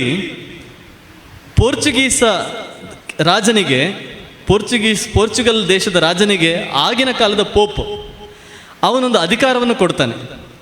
ಆ ಅಧಿಕಾರ ಏನು ಅಂತ ಹೇಳಿದರೆ, ನೀನು ಜಗತ್ತಿನ ಯಾವುದೇ ಭಾಗದಲ್ಲಿ ಹೋಗಿ ಅಲ್ಲಿ ಎಲ್ಲೆಲ್ಲಿ ಕ್ರಿಶ್ಚಿಯನ್ ರಾಜರು ಇಲ್ಲವೋ ಅಂತಹ ಸಾಮ್ರಾಜ್ಯಗಳ ರಾಜರುಗಳನ್ನು ಹಿಡಿದು ಹಿಂಸಿಸಬಹುದು, ಕೊಲ್ಲಬಹುದು, ತೆರಿಗೆ ಹಾಕಬಹುದು, ಜೈಲಿಗೆ ಹಾಕ್ಬೋದು, ಅವರ ಸಾಮ್ರಾಜ್ಯಗಳನ್ನು ನೀನು ವಶಕ್ಕೆ ತಗೋಬಹುದು, ಅಲ್ಲಿಯ ಜನರನ್ನ ಕೊಲ್ಲಬಹುದು, ಅಲ್ಲಿಯ ಸಾಮ್ರಾಜ್ಯಗಳನ್ನು ಲೂಟಿ ಮಾಡಬಹುದು, ಅವರ ಕಟ್ಟಡಗಳನ್ನು ಸುಡಬಹುದು, ಅವರ ಹೆಣ್ಣುಗಳನ್ನು ಅತ್ಯಾಚಾರ ಮಾಡ್ಬೋದು, ಏನು ಬೇಕಾದರೂ ಮಾಡ್ಬೋದು. ಯಾರು? ಪೋರ್ಚುಗಲ್ನ ರಾಜನಿಗೆ ಅಧಿಕಾರ ಯಾರು ಕೊಟ್ಟದ್ದು? ಆಗಿನ ಕಾಲದ ಪೋಪ್. ಆ ಪೋಪ್ನ ಹೆಸರು ಕೂಡ ನಾನು ಆಮೇಲೆ ಬೇಕಾದ್ರೆ ನಿಮಗೆ ಹೇಳ್ತೇನೆ. ಇದನ್ನು 1452 ನೀವು ಆಮೇಲೆ ಗೂಗಲ್ ಕೂಡ ಮಾಡಿ ಹುಡುಕ್ಬೋದು. ಇದು ಕೊಟ್ಟ ಮೇಲೆ ಪೋರ್ಚುಗಲ್ನ ರಾಜನಿಗೆ ಭಯಂಕರ ಅಧಿಕಾರ ಬಂತು ಇಡೀ ಜಗತ್ತಿನ. ಯಾಕಂದರೆ ಎಲ್ಲಿಗೆ ಬೇಕಾದ್ರೂ ಹೋಗ್ಬೋದು ನಾನು. ಯಾಕಂದರೆ ನನ್ನ ಹತ್ರ ಪೇಪರ್ ಇದೆ, ನನಗೆ ಪೋಪೆ ನನಗೆ ಆದೇಶವನ್ನು ಕೊಟ್ಟಿದ್ದಾನೆ, ಆಜ್ಞೆ ಕೊಟ್ಟಿದ್ದಾನೆ, ಅಥವಾ ಏನು ಸ್ವಾತಂತ್ರ್ಯ ಕೊಟ್ಬಿಟ್ಟಿದ್ದಾನೆ, ನಾನು ಎಲ್ಲಿ ಹೋಗಿ ಏನು ಬೇಕಾದರೂ ಮಾಡಬಹುದು. ಹೀಗೆ ಪೋರ್ಚುಗಲ್ ದೇಶ ಎಲ್ಲ ಕಡೆಗಳಲ್ಲೂ ಹೋಗಿ ಯುದ್ಧ ಮಾಡೋದು, ಆಮೇಲೆ ಅಲ್ಲಿಯ ಮನೆ ಮಠಗಳನ್ನು ಹಾಳು ಮಾಡೋದು, ಜನರನ್ನ ಸುಡೋದು, ಹಿಂಸೆ ಮಾಡೋದು, ಈ ಥರದ್ದೆಲ್ಲ ಮಾಡ್ಲಿಕ್ಕೆ ಶುರು ಮಾಡಿದಾಗ ಅವರಿಗೆ ಮತ್ತು ಸ್ಪೇನ್ನವರಿಗೆ ಇಬ್ಬರಿಗೂ ಕೂಡ ಜಗಳ ಹತ್ಕೊಳ್ತು. ನಾನು ಮೊದಲು ಹೋಗ್ತೇನೆ, ನಾನು ಕೊಲ್ತೇನೆ ಅಂತ ಹೇಳಿ ಇಬ್ಬರು ಜಗಳ ಆಡ್ಲಿಕ್ಕೆ ಶುರು ಮಾಡಿದರು. ಆವಾಗ ಹೊಸ ಜಾಗಗಳನ್ನು ಹುಡುಕ್ಲಿಕ್ಕೆ ಹೊರಟರು. ಯಾಕೆ ಹೊಸ ಜಾಗಗಳನ್ನು ಹುಡುಕ್ಲಿಕ್ಕೆ ಹೊರಟರು? ಯಾಕಂದರೆ ಪೋಪ್ ಹೇಳಿದ ಆ ಒಂದು ಆದೇಶದಲ್ಲಿ ಏನಿತ್ತು, ಹೊಸ ಜಾಗ ಯಾವುದಿದೆಯೋ ಅಲ್ಲಿ ಕ್ರಿಶ್ಚಿಯನ್ ರಾಜ ಇಲ್ಲದೇ ಇದ್ದರೆ ನೀನು ಇದನ್ನೆಲ್ಲ ಮಾಡಬಹುದು ಅಂತ. ಹೀಗೆ ಹೊಸ ಜಾಗಗಳನ್ನು ಹುಡುಕ್ಲಿಕ್ಕೆ ಇಬ್ಬರು ಯುದ್ಧದ ರೀತಿಯಲ್ಲಿ ಶುರು ಮಾಡಿದರು. ಕೊಲಂಬಸ್ ಹೋದ. ಎಲ್ಲಿಗೆ ಹೋದ? ಮನೆಗೆ ಹೋದ್ನಾ? ಎಲ್ಲಿಗೆ ಹೋದ ಕೊಲಂಬಸ್? ಸೊ ಅವನು ಅಮೆರಿಕಕ್ಕೆ ಹೋದ ಅಲ್ವಾ. ಅವನು ಭಾರತಕ್ಕೆ ಹೋಗಬೇಕು ಅಂತ ಹೊರಟು ಅಮೆರಿಕಕ್ಕೆ ಹೋದ. ಅಮೆರಿಕಕ್ಕೆ ಹೋಗಿ ಅದನ್ನೇ ಭಾರತ ಅಂತ ತಿಳ್ಕೊಂಡ. ಇದು ಯಾವಾಗ ನಡೀತು? 1493 ಅಲ್ವಾ. 1493ನಲ್ಲಿ ನಡೀತು. ಅವನು ಹೋಗಿ ಇದೇ ಭಾರತ ಅಂತ ಹೇಳಿದ ಕೂಡಲೇ ಇಲ್ಲಿ ದೊಡ್ಡ ಜಗಳ, ಒಂದು ರೀತಿಯ ದೊಡ್ಡ ಕ್ಷೋಭೆ ಆಯಿತು ಯುರೋಪ್ನಲ್ಲಿ. ಯಾಕೆ? ಎಲ್ಲರ ಉದ್ದೇಶ ಇದ್ದದ್ದು ಭಾರತಕ್ಕೆ ಹೋಗಬೇಕು, ಭಾರತಕ್ಕೆ ಹೋಗಿ ಅಲ್ಲಿ ಲೂಟಿ ಮಾಡಬೇಕು, ಅಲ್ಲಿ ಹೋಗಿ ವ್ಯಾಪಾರ ಮಾಡಬೇಕು ಅಂತಲ್ಲ, ಅಲ್ಲಿ ಹೋಗಿ ಕಾಳುಮೆಣಸು ತರಬೇಕು ಅಂತಲ್ಲ, ಅಲ್ಲಿ ಹೋಗಿ ಸ್ಪೈಸ್ಗಳನ್ನು, ಮಸಾಲೆ ಪದಾರ್ಥಗಳನ್ನು ತಂದು ಮಾರಬೇಕು ಅಂತಲ್ಲ, ಖಂಡಿತವಾಗಿಯೂ ಅಲ್ಲ. ಅದು ತಪ್ಪು ಕಲ್ಪನೆ. ಮಸಾಲೆ ನಮ್ಮಲ್ಲಿ ಬೇಕಾದಷ್ಟು ಇತ್ತು, ಕಾಳುಮೆಣಸು ಇತ್ತು, ಅದೆಲ್ಲ ಚಿನ್ನದ ದರದಲ್ಲೇ ಅದನ್ನು ನಾವು ಕೊಡ್ತಾ ಇದ್ದವು, ಅದೆಲ್ಲವೂ ಸರಿ. ಆದರೆ ಮಸಾಲೆ ಪದಾರ್ಥಗಳನ್ನು ತಗೊಂಡು ವ್ಯಾಪಾರ ಮಾಡಿ ದುಡ್ಡು ಮಾಡಬೇಕು ಅನ್ನೋದು ಅವ್ರ ಉದ್ದೇಶ ಆಗಿರಲಿಲ್ಲ. ಕೊಲಂಬಸ್ ಹೋಗಿ ಆ ಅಮೆರಿಕವನ್ನು ಮುಟ್ಟಿದ, ಇದೇ ಭಾರತ ಅಂತ ಹೇಳಿದ. ಅವನು ಇದೇ ಭಾರತ ಅಂತ ಹೇಳಿದ ಕೂಡಲೇ ಪೋರ್ಚುಗಲ್ನಲ್ಲಿ ದೊಡ್ಡ ಒಂದು ಗಲಾಟೆ ಶುರುವಾಯಿತು. ಅಯ್ಯೋ, ನಮಗಿಂತ ಮೊದಲು ಅವನು ಹೋಗಿಬಿಟ್ಟ. ಯಾಕೆ? ಈಗ ಅವನು ಇಡೀ ಭಾರತವನ್ನು ಅವನು ಸ್ಪೇನಿಗೆ ಬರ್ಕೊಡ್ಬಿಡ್ತಾನೆ. ಅಂತ ಹೇಳಿ ಆವಾಗ ಇವರು ಕೂಡ ಹೊರಟರು, ಪೋರ್ಚುಗಲ್ನವರು ಕೂಡ ಹೊರಟರು. ಇಬ್ಬರ ಮಧ್ಯದಲ್ಲಿ ಜಗಳ ಶುರುವಾಯಿತು. ಆವಾಗ ಇನ್ನೊಬ್ಬ ಪೋಪ್ ಇದ್ದ, ಹಳೆ ಪೋಪ್ ಹೋಗಿದ್ದ, ಇನ್ನೊಬ್ಬ ಪೋಪ್ ಬಂದಿದ್ದ. ಅವನು ಇಬ್ಬರನ್ನು ಕರೆದು ವರ್ದೆ ಅಂತ ಹೇಳಿ ಒಂದು ದ್ವೀಪ ಇದೆ, ಅಟ್ಲಾಂಟಿಕ್ ಓಷನ್ನಲ್ಲಿ ಮೇಲೆ ಒಂದು ದ್ವೀಪ ಇದೆ. ಆ ದ್ವೀಪದ ಒಂದು ಭೂಪಟ ತಗೊಂಡು ಒಂದು ಟೇಬಲ್ನಲ್ಲಿ ಅದನ್ನು ಬಿಡಿಸಿ ಇಟ್ಟು ಇಬ್ಬರನ್ನು ಕರೆದು ಕೂರಿಸಿ ಆ ಮ್ಯಾಪಿನ ಮಧ್ಯದಲ್ಲಿ ಒಂದು ಗೆರೆ ಎಳೆದ.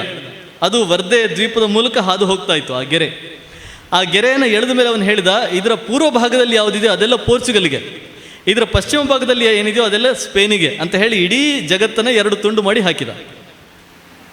ಅವನದಲ್ಲ, ಅವನಪ್ಪಂದಲ್ಲ, ಇಡೀ ಭೂಪಟವನ್ನು ತಂದು ಅದನ್ನು 2 ತುಂಡು ಮಾಡಿ, ಒಂದು ಸ್ಪೇನು ಒಂದು ಪೋರ್ಚುಗಲ್, ನೀವು ಬೇಕಾದರೆ ಎಲ್ಲಿ ಬೇಕಾದರೂ ಹೋಗಿ ಇಲ್ಲಿ ಹೊಸ ಭೂಭಾಗಗಳನ್ನು ಹುಡುಕಿ ಅದನ್ನೆಲ್ಲ ನಿಮ್ಮ ದೇಶಕ್ಕೆ ನೀವು ಬರ್ಕೊಳ್ಳಿ ಅಂತ ಹೇಳಿ ಅವರಿಗೆ ಪರವಾನಗಿಯನ್ನು ಕೊಟ್ಟುಬಿಟ್ಟ. ಇದನ್ನು ನಾವು ಏನು ಹೇಳ್ತೇವೆ ಅಂತ ಹೇಳಿದ್ರೆ ಡಾಕ್ಟ್ರಿನ್ ಆಫ್ ಡಿಸ್ಕವರಿ ಅಂತ ಹೇಳ್ತೇವೆ. ಇದು ನಿಮ್ಮ ಯಾವ ಟೆಕ್ಸ್ಟ್ ಬುಕ್ನಲ್ಲೂ ಇಲ್ಲ. ಒಪ್ತೀರಾ? ಟೆಕ್ಸ್ಟ್ ಬುಕ್ನಲ್ಲಿ ಈ ಪದಪುಂಜ ಬಂದಿದೆಯಾ? ಡಾಕ್ಟ್ರಿನ್ ಆಫ್ ಡಿಸ್ಕವರಿ ಅಂತ ಬಂದಿದೆಯಾ? ಇಲ್ಲ ಅಲ್ವಾ? ಸೊ ಡಾಕ್ಟ್ರಿನ್ ಆಫ್ ಡಿಸ್ಕವರಿ ಅಂದರೆ ಏನು ಅಂತ ಹೇಳಿದರೆ, ಪೋರ್ಚುಗಲ್ ಅಥವಾ ಸ್ಪೇನ್ನ ಯಾವುದೇ ವ್ಯಕ್ತಿ ಜಗತ್ತಿನ ಯಾವುದೇ ಭಾಗಕ್ಕೆ ಹೋಗಿ ಆ ಭಾಗದಲ್ಲಿ ಕ್ರಿಶ್ಚಿಯನ್ ರಾಜ ಇಲ್ಲ ಅಂತಾದರೆ ಆ ಭಾಗವನ್ನು ತನ್ನ ದೇಶಕ್ಕೆ ಅವನು ಘೋಷಣೆ ಮಾಡಿಕೊಳ್ಬಹುದು ಅಂತ ಹೇಳುವಂಥ ಒಂದು ಡಾಕ್ಟ್ರಿನ್, ಒಂದು ಒಡಂಬಡಿಕೆ, ಒಂದು ಒಪ್ಪಂದ. ಇದನ್ನು ಯಾರು ಕೊಟ್ಟವನು? ಪೋಪ್. ಸೊ ಅವನು ಇದನ್ನು ಕೊಟ್ಟ ಮೇಲೆ ಏನಾಯಿತು, ಆ ಗೆರೆಯ ಪಶ್ಚಿಮದಲ್ಲಿ ಇದ್ದದ್ದೆಲ್ಲ ಸ್ಪೇನಿಗೆ ಹೋಯಿತು, ಆ ಗೆರೆಯ ಪೂರ್ವ ಭಾಗದಲ್ಲಿ ಇದ್ದದ್ದೆಲ್ಲ ಪೋರ್ಚುಗಲ್ಗೆ ಹೋಯಿತು. ಹಾಗಾಗಿ ಕೊಲಂಬಸ್ ಶುರು ಮಾಡಿದ, ಅವನಕ್ಕಿಂತ ಮೊದಲು ಬಾರ್ತೊಲೊಮಿಯೋ ಡಯಾಸ್ ಒಬ್ಬ ಇದ್ದ, ಅವನು ಅರ್ಧ ದಾರಿ ಬಂದು ವಾಪಸ್ ಹೋಗಿದ್ದ. ಅವನು ಹೋದ ಮೇಲೆ ನಾನು ಇಷ್ಟು ದೂರ ಹೋಗಿದ್ದೀನಪ್ಪ, ನೀನು ಅದಕ್ಕಿಂತ ಮುಂದೆ ಹೋಗುವಂತ ವಾಸ್ಕೋ ಡ ಗಾಮನಿಗೆ ಹೇಳಿದ. Vasco da Gama came to India. He came to India to claim India to Portugal, not for any other reason. ಅವನು ಬಂದದ್ದು ತಕ್ಕಡಿ ಹಿಡಿದದ್ದಲ್ಲ, ಅವನು ಬಂದು ವ್ಯಾಪಾರ ಮಾಡ್ಲಿಕ್ಕೆ ಬಂದದ್ದಲ್ಲ, ಕಾಳುಮೆಣಸು ತಗೊಂಡು ಹೋಗ್ಲಿಕ್ಕೆ ಬಂದದ್ದಲ್ಲ, ಮತಾಂತರ ಮಾಡ್ಲಿಕ್ಕೆ ಬಂದದ್ದಲ್ಲ. He came only to claim India to Portugal.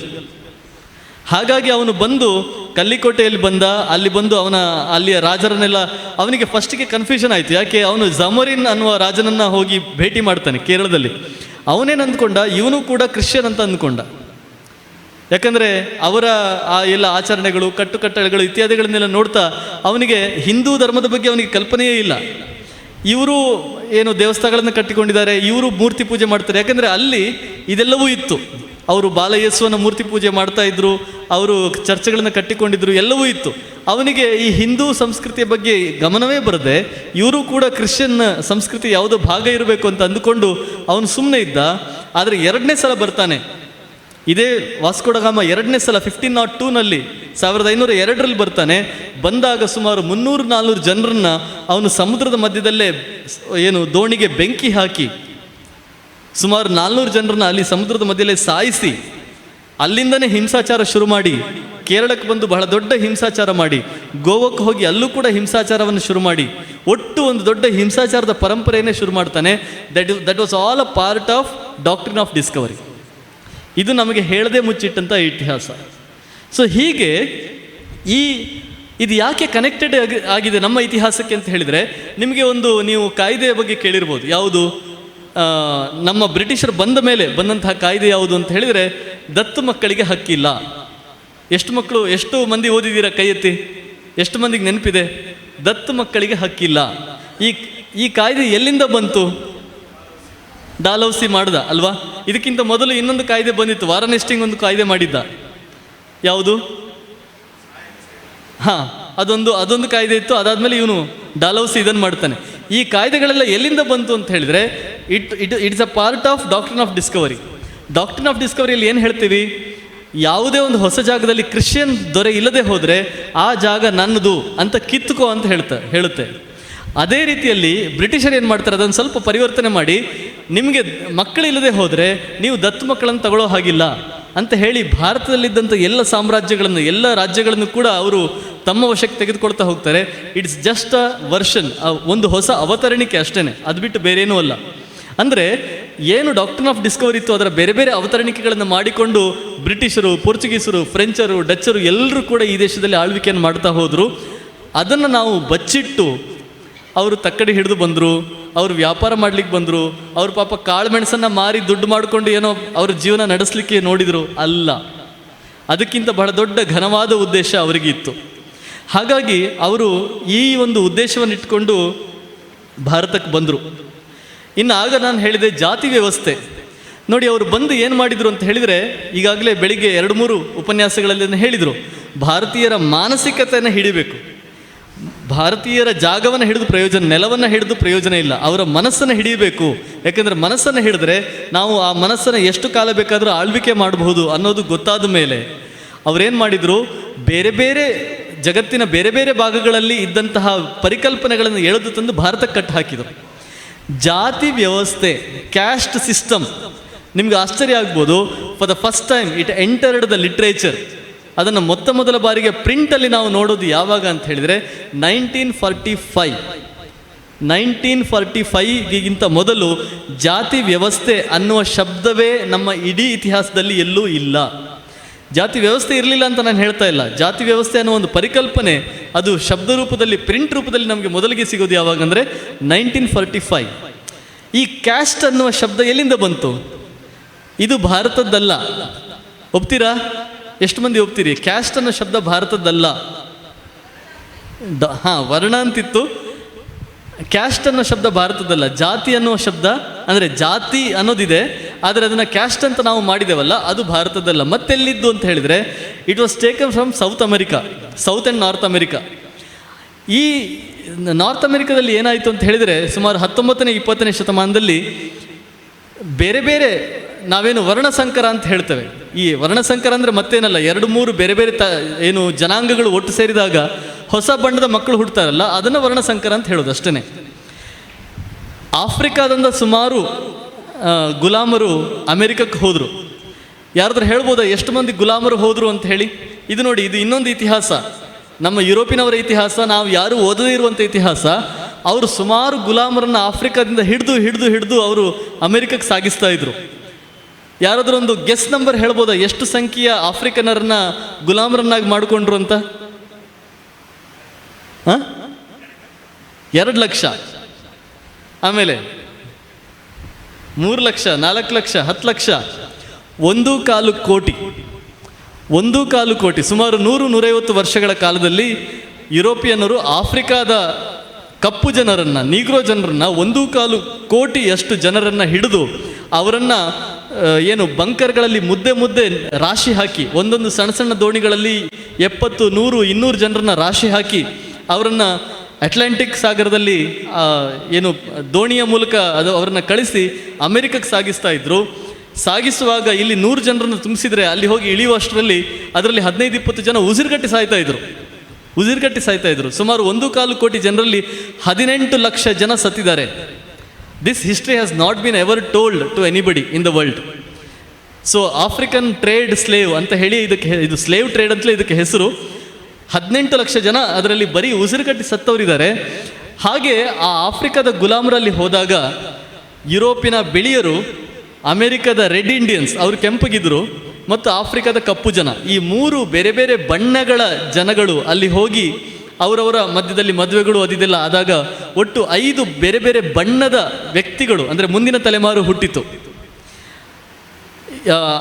ಅಮೆರಿಕದ ಕೆಂಪು ಜನ ಮತ್ತು ಯುರೋಪಿನ ಬಿಳಿ ಜನ ಸೇರಿದಾಗ ಒಂದು ಹೊಸ ಬಣ್ಣ ಹುಟ್ಟಿತು. ಆಮೇಲೆ ಆಫ್ರಿಕಾದ ಜನಗಳು ಮತ್ತು ಯುರೋಪಿನ ಜನಗಳು ಸೇರಿದಾಗ ಅವರು ಮತ್ತೆ ಕಪ್ಪು ಜನರೇ ಆದರು. ಆಫ್ರಿಕಾದ ಜನ ಮತ್ತು ಅಮೆರಿಕದ ಜನರು ಸೇರಿದಾಗ ಅವರು ಮತ್ತೆ ಕಪ್ಪು ಜನರೇ ಆದರು. ಹೀಗೆ ಬೇರೆ ಬೇರೆ ರೀತಿಯ 5 shades, there were 5 shades of different colours.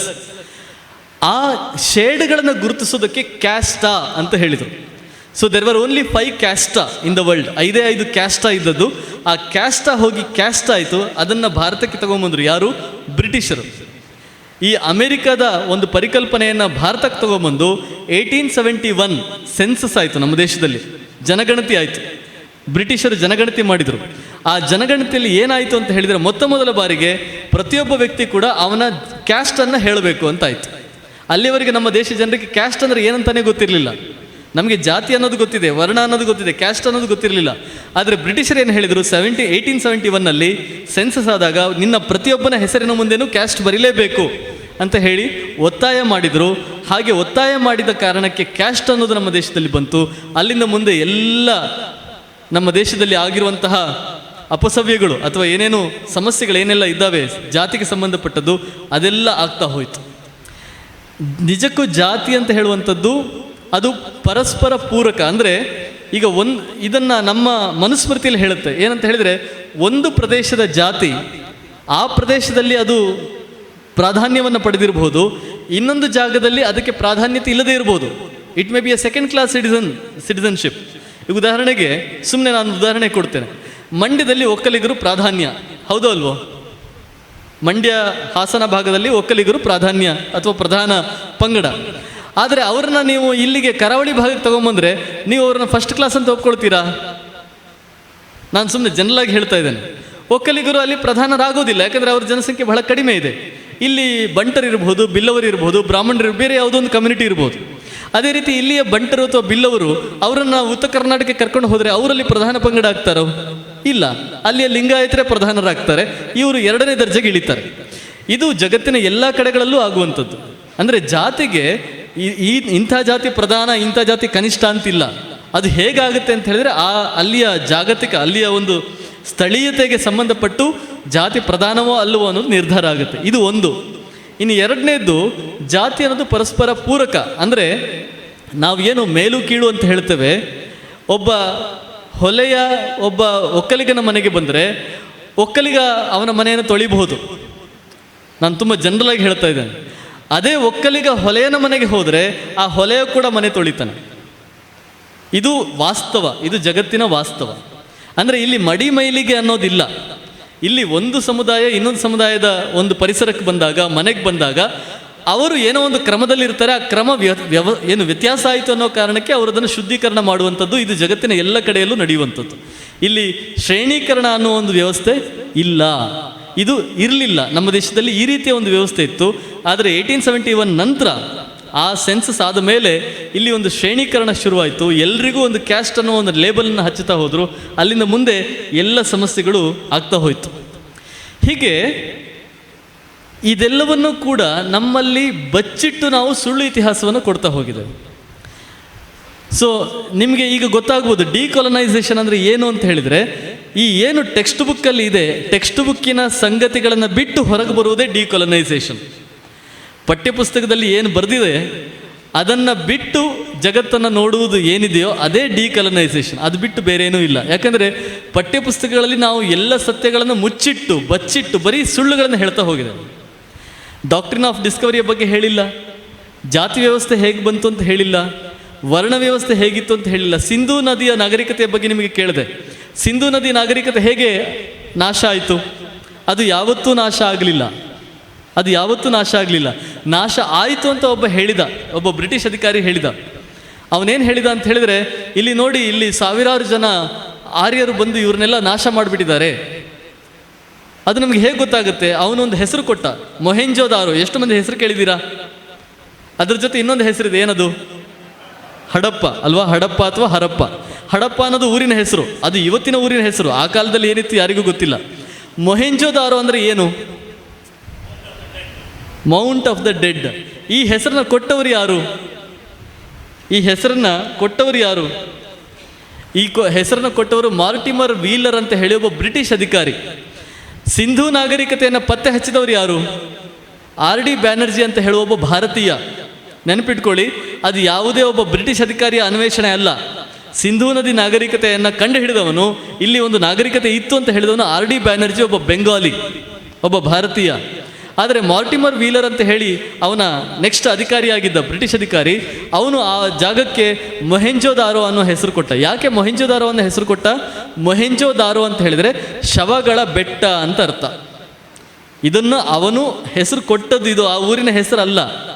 ಯಾಕೆ ಶವಗಳ ಬೆಟ್ಟ ಅಂತ ಹೇಳಿದರೆ ಅಲ್ಲಿ ಸುಮಾರು ಶವಗಳು ಸಿಕ್ಕಿತು. ಆ ಶವಗಳನ್ನು ಇಟ್ಕೊಂಡು ಒಂದು ಕತೆ ಹೇಳಿದ. ಏನು ಹೇಳಿದ? ನೋಡಿ, ಇವರೆಲ್ಲ ಸಿಂಧೂ ನದಿ ನಾಗರಿಕತೆಯ ಜನಗಳು, ಇವರನ್ನು ಆರ್ಯರು ಬಂದು ಆಕ್ರಮಣ ಮಾಡಿ ಎಲ್ಲ ಕೊಂದು ಹಾಕಿದರು ಅಂತ ಕತೆ ಕಟ್ಟಿದ. ಇದು ಒಂದೇ ಕಾಲಕ್ಕೆ ಸೇರಿದ ಶವಗಳಲ್ಲ, ಇದು ನೂರಾರು ವರ್ಷಗಳ ಕಾಲ ಬೇರೆ ಬೇರೆ ಕಾಲಘಟ್ಟದಲ್ಲಿ ಇದ್ದಂಥ ವ್ಯಕ್ತಿಗಳ ಶವಗಳು. ಇದು ಒಂದೇ ಯುದ್ಧದಲ್ಲಿ ಆದದ್ದಲ್ಲ, ಅಥವಾ ಇದು ಯುದ್ಧ ಆದದ್ದು ಕೂಡ ಅಲ್ಲ. ಇದು ಸಾಮಾನ್ಯವಾಗಿ ಸತ್ತಂಥವರ ಶವಗಳು ಅಂತ ಹೇಳಿ ಆಮೇಲೆ ಬಂದವರು ಸುಮಾರು ಜನ ಹೇಳಿದರು. ಆದರೆ ಕತೆ ಹೇಗೆ ನಿಂತು ಬಿಟ್ಟಿದೆ ಅಂತ ಹೇಳಿದರೆ, ಇವತ್ತು ಕೂಡ ಟೆಕ್ಸ್ಟ್ ಬುಕ್ಕಲ್ಲಿ ನಾವೇನು ಕಲಿತೇವೆ? ಇಲ್ಲಿ ಆರ್ಯರು ಬಂದರು, ಅವರು ಇವರನ್ನ ಹೊಡೆದು ಹಾಕಿದ್ರು, ಇವರನ್ನ ಸಾಯಿಸಿದ್ರು, ಇವರ ಶವಗಳೆಲ್ಲ ಬಿತ್ತು. ಆ ಶವಗಳ ಬೆಟ್ಟವೇ ಮೊಹೆಂಜೋದಾರೋ ಅಲ್ಲ, ಇದು ಕಟ್ಟಿದ ಕಥೆ. ಯಾಕೆ ಈ ಕಥೆಯನ್ನು ಕಟ್ಟಿದ್ರು ಅಂತ ಹೇಳಿದರೆ, ಬ್ರಿಟಿಷರಿಗೆ ಒಂದು ಕಥೆಯನ್ನು ಹೇಳಬೇಕಾಗಿತ್ತು. ಏನು ಅಂತ ಹೇಳಿದರೆ, ನಾವು ಈ ದೇಶಕ್ಕೆ ಬಂದದ್ದು ಇದೇ ಮೊದಲ ಬಾರಿಗೆ ಅಲ್ಲ, ನಾವೇನು ಆಕ್ರಮಣ ಮಾಡಲಿಕ್ಕಂತ ಬಂದದ್ದಲ್ಲ, ಅಥವಾ ನಾವು ನಿಮ್ಮನ್ನು ಲೂಟಿ ಮಾಡಬೇಕು ಅಂತ ಬಂದದ್ದಲ್ಲ. ನಾವು ಬರುವುದಕ್ಕೆ ಮೊದಲು ಕೂಡ ಅನೇಕ ಜನ ಬಂದಿದ್ದಾರೆ, ಅವರೆಲ್ಲ ನಿಮ್ಮನ್ನು ತುಳಿದು ಇಲ್ಲಿ ರಾಜ್ಯವನ್ನು ಸ್ಥಾಪನೆ ಮಾಡಿದ್ದಾರೆ. ಯಾಕಂದರೆ ನೀವು ದಡ್ರು, ನಿಮಗೇನು ಬುದ್ಧಿ ಇಲ್ಲ, ಹೊರಗಿನಿಂದ ಬಂದವರೇ ನಿಮ್ಮನ್ನು ಆಳಬೇಕು. ಹಿಂದೆ ಕೂಡ ಆರ್ಯರು ಬಂದದ್ದು ಹಾಗೆಯೇ, ಅವರು ಬಂದು ನಿಮ್ಮನ್ನು ಆಳಿದ ಕಾರಣಕ್ಕೆ ನೀವು ಬದುಕಿದ್ದೀರಾ. ಈಗ ನಾವು ಬಂದು ನಿಮ್ಮನ್ನು ಉದ್ಧಾರ ಮಾಡಲಿಕ್ಕೆ ಹೋಗ್ತಾ ಇದ್ದೇವೆ ಅಂತ ಹೇಳಿ ಬ್ರಿಟಿಷರಿಗೆ ಹೊಸ ಕತೆ ಕಟ್ಟಬೇಕಾಗಿತ್ತು. ಆ ಕತೆ ಕಟ್ಟುವುದಕ್ಕೋಸ್ಕರ ಈ ಕಥೆಯನ್ನು ಅವರು ಸೃಷ್ಟಿ ಮಾಡಿದರು. ಸೊ ಹೀಗೆ ಒಟ್ಟಾರೆಯಾಗಿ ನಾನು ಹೇಳ್ತಾ ಇರೋದು ಏನಂತ ಹೇಳಿದರೆ, ಭಾರತೀಯ ಇತಿಹಾಸ ಅಂತ ನಾವೇನು ಹೇಳಿದ್ದೇವೆ, ನಮ್ಮ ಏನು ವಸಾಹತುಕರಣ ಆಗಿರುವಂಥ ಮನಸ್ಸೇನಿದೆ ಅದು ಹೇಗೆ ಆಯಿತು ಅಂತ ಹೇಳಿದರೆ ಈ ರೀತಿಯ ಕಥೆಗಳಿಂದ ಆಯಿತು. ಸಿಂಧೂ ನದಿ ನಾಗರಿಕತೆ ಅಂತ ಒಂದಿತ್ತು, ಅದು ನಾಶ ಆಯಿತು. ನಾಶ ಆಗಲಿಲ್ಲ, ಅದು ಇವತ್ತಿಗೂ ಕೂಡ ನಮ್ಮ ಮೈ ಮೇಲೇ ಇದೆ. ನಿಮ್ಗೆ ಆಶ್ಚರ್ಯ ಆಗ್ಬೋದು, ಸಿಂಧೂ ನದಿ ನಾಗರಿಕತೆ ಅಂತ ಹೇಳುವಂಥದ್ದು ನಮ್ಮ ಮೈ ಮೇಲೇ ಇದೆ. ಎಲ್ಲಿದೆ ಅಂತ ಹೇಳಿದರೆ, ನಾವು ಧರಿಸುವ ಚಿನ್ನದಲ್ಲಿದೆ. ಯಾಕೆಂತ ಹೇಳಿದರೆ, ಸಿಂಧೂ ನದಿ ನಾಗರಿಕತೆ ಅಥವಾ ನಾವೇನು ಭಾರತೀಯ ನಾಗರಿಕತೆ ಅಂತ ಹೇಳಬೇಕು, ಸರಸ್ವತಿ ನಾಗರಿಕತೆ ಅಂತ ಹೇಳಬೇಕು, ಅದು ಅಷ್ಟೊಂದು ದೊಡ್ಡ ಶ್ರೀಮಂತವಾದ ನಾಗರಿಕತೆ ಆಗಿತ್ತು. ಯಾಕೆ ಅಂತ ಹೇಳಿದರೆ, ಅವರ ಮುಖ್ಯವಾದ ಉದ್ಯಮ ಯಾವುದಾಗಿತ್ತು ಅಂತ ಹೇಳಿದರೆ ಎರಡು, ಒಂದು ಇಟ್ಟಿಗೆ ನಿರ್ಮಾಣ, ಇನ್ನೊಂದು ಚಿನ್ನದ ಗಣಿಗಾರಿಕೆ. ಇಟ್ಟಿಗೆಯ ನಿರ್ಮಾಣವನ್ನು ಮಾಡಿ ಅವರು ಜಗತ್ತಿನ ಎಲ್ಲ ನಾಗರಿಕತೆಗಳಿಗೆ ಕಳಿಸ್ಕೊಡ್ತಾ ಇದ್ರು. ಇದು ನಮಗೆ ಹೇಗೆ ಗೊತ್ತಾಗುತ್ತೆ ಅಂತ ಹೇಳಿದರೆ, ಜಗತ್ತಿನ ಬೇರೆ ಬೇರೆ ಕಡೆಗಳಲ್ಲಿ ಸಿಕ್ಕಿರುವಂಥ ಇಟ್ಟಿಗೆಗಳು, ಅದು ಬ್ಯಾಬಿಲೋನಿಯಾ ಇರ್ಬೋದು, ಮೆಸೊಪೊಟೋಮಿಯಾ ಇರ್ಬೋದು, ಗ್ರೀಸ್ ಇರ್ಬೋದು, ಎಲ್ಲ ನಾಗರಿಕತೆಗಳಲ್ಲಿ ಸಿಕ್ಕಿರುವಂಥ ಇಟ್ಟಿಗೆಗಳ ಮೆಷರ್ಮೆಂಟ್ ನಾವು ನೋಡಿದರೆ, they are all in accordance with Shulbasutra. ಶುಲ್ಬಸೂತ್ರದಲ್ಲಿ ಯಾವ ಮೆಷರ್ಮೆಂಟ್ ಹೇಳಿದ್ದಾರೋ, ಉದ್ದ ಅಗಲ ಎತ್ತರ ಹೇಗಿರಬೇಕು ಅಂತ ಹೇಳಿದ್ದಾರೋ, ಅದೇ ಎಕ್ಸಾಕ್ಟ್ ಮೆಷರ್ಮೆಂಟಲ್ಲಿ ಎಲ್ಲ ಇಟ್ಟಿಗೆಗಳು ಕೂಡ ಜಗತ್ತಿನಲ್ಲಿ ಸಿಕ್ಕಿದ್ದಾವೆ. ಅದರ ಅರ್ಥ, ನಮ್ಮ ದೇಶದಿಂದ ಇಟ್ಟಿಗೆಗಳನ್ನು ಅವರು ಸರಬರಾಜು ಮಾಡ್ತಾ ಇದ್ರು. ಸಿಂಧೂ ನದಿ ನಾಗರಿಕತೆಯಲ್ಲೂ ಕೂಡ ನಮಗೆ ಮುಖ್ಯವಾಗಿ ಸಿಗುವಂಥದ್ದು ಎಲ್ಲ ಇಟ್ಟಿಗೆಯ ಕಟ್ಟಡಗಳು. ಅದು ಒಂದು. ಎರಡನೇದು ಚಿನ್ನದ ಗಣಿಗಾರಿಕೆ. ಚಿನ್ನ ಯಾವ ಮಟ್ಟದಲ್ಲಿ ಅಲ್ಲಿ ಸಿಗ್ತಾ ಇತ್ತು ಅಂತ ಹೇಳಿದರೆ, ನೀವೆಲ್ಲ ನರಸಿಂಹನ ಕತೆ ಕೇಳಿದಿರಿ. ಎಷ್ಟು ಮಂದಿ ಕೇಳಿದಿರಿ? ನರಸಿಂಹ, ಹಿರಣ್ಯಕಶಿಪು, ಹಿರಣ್ಯಾಕ್ಷ, ಹಿರಣ್ಯಕಶಿಪುನಲ್ಲಿ ಒಂದು ಶಬ್ದ ಇದೆ, ಏನದು? ಹಿರಣ್ಯ, ಹಿರಣ್ಯಾಕ್ಷ, ಹಿರಣ್ಯ ಅಂತ ಹೇಳಿದ್ರೆ ಏನು? ಚಿನ್ನ. ಆ ಕಾಲಕ್ಕೆ ಹಿರಣ್ಯ ಎಲ್ಲಿದೆ? ಈ ಹಿರಣ್ಯಕಶಿಪುನ ಅರಮನೆ ಎಲ್ಲಿದೆ ಗೊತ್ತಾ? ಎಲ್ಲಿದೆ? ಇಲ್ಲಿ ನಮ್ಮ ಇದರ ಪುತ್ತೂರ ಹತ್ರ ಇದೆಯಾ ಅಥವಾ ಅದು ಕಲ್ಲಡ್ಕ ಹತ್ರ ಇದೆಯಾ? ಇಲ್ಲ, ಅದು ಎಲ್ಲಿದೆ ಅಂತ ಹೇಳಿದರೆ ಮುಲ್ತಾನ್ ಅನ್ನುವ ಜಾಗದಲ್ಲಿದೆ. ಮುಲ್ತಾನ್ ಎಲ್ಲಿದೆ? ಮುಲ್ತಾನಿ ಮಿಟ್ಟಿ ಅಂತ ಕೇಳಿದ್ದೀರಾ? ಮುಲ್ತಾನಿ ಮಿಟ್ಟಿಯನ್ನು ಹಚ್ಚಿಕೊಂಡ್ರೆ ನಮ್ಮ ಚರ್ಮ ಎಲ್ಲ ಹೊಳೆಯುತ್ತೆ. ಯಾಕೆ ಮುಲ್ತಾನಿ ಮಿಟ್ಟಿಯಲ್ಲಿ, ಅಂದರೆ ಮುಲ್ತಾನಿನ ಮಣ್ಣಿನಲ್ಲೇ ಚಿನ್ನದ ಅಂಶ ಅಧಿಕವಾಗಿದೆ. ಮುಲ್ತಾನ್ ಅಂತ ಹೇಳುವಂಥದ್ದು ಹಿರಣ್ಯಕಶಿಪುವಿನ ರಾಜಧಾನಿ ಆಗಿತ್ತು. ಅವನಿಗೆ ಚಿನ್ನದ ಅರಮನೆ ಇತ್ತು, ಅಲ್ಲಿ ಚಿನ್ನದ ಒಂದು ದೊಡ್ಡ ಗಣಿಯೇ ಇತ್ತು. ಚಿನ್ನದ ಕಾರಣಕ್ಕೆ ಅವನು ಅಷ್ಟು ದೊಡ್ಡ ಸಾಮ್ರಾಜ್ಯವನ್ನು ಆಳ್ತಾ ಇದ್ದ. ಆ ನಂತರ ಬಂದವನು ಪ್ರಹ್ಲಾದ ಅದಕ್ಕಿಂತ ದೊಡ್ಡ ಸಾಮ್ರಾಜ್ಯವನ್ನು ಕಟ್ಟಿದ. ಅಂದರೆ ಚಿನ್ನ ಅಂತ ಹೇಳುವಂಥದ್ದು ಏನು ಸಿಂಧೂ ನದಿ ನಾಗರಿಕತೆಯಲ್ಲಿ, ಸರಸ್ವತಿ ನಾಗರಿಕತೆಯಲ್ಲಿ ಗಣಿ ನಿಕ್ಷೇಪವನ್ನು ನಾವು ತೆಗೆದವೋ, ಅದು ಇವತ್ತು ನಮ್ಮ ದೇಶದ ಎಲ್ಲ ಜನರ ಕೊರಳಿನಲ್ಲಿ, ಕಿವಿಯಲ್ಲಿ, ಮೂಗಿನಲ್ಲಿ ನಾವು ಧರಿಸುವ ಚಿನ್ನದ ಅಂಶ, ಅದರ ಒಂದು ಅಂಶ ಎಲ್ಲಿದೆ ಅಂತ ಹೇಳಿದರೆ ಸಿಂಧೂ ನದಿ ನಾಗರಿಕತೆಯಿಂದ ಬಂದಿದೆ. ಈ ಅಂಶವನ್ನು ನಾವು ಹೇಳಿಲ್ಲ. ನಾವೇನು ಹೇಳಿದೆವು? ಸಿಂಧೂ ನದಿ ನಾಗರಿಕತೆ ಅನ್ನೋದು ಬೇರೆಯೇ, ಅದು ನಾಶ ಆಯಿತು. ಇಲ್ಲ, ಅದು ನಾಶ ಆಗಲಿಲ್ಲ, ಅದು ವೈದಿಕ ಸಂಸ್ಕೃತಿಯೇ. ಪಶುಪತಿ ಅಂತ ಹೇಳುವಂಥದ್ದು ವೈದಿಕ ಚಿಹ್ನೆ, ನಂದಿ ಅಂತ ಹೇಳುವಂಥದ್ದು ವೈದಿಕ ಚಿಹ್ನೆ. ಅದು ಹಿಣಿಲು ಬಸವ ಅಲ್ಲ, ಅದು ನಂದಿ.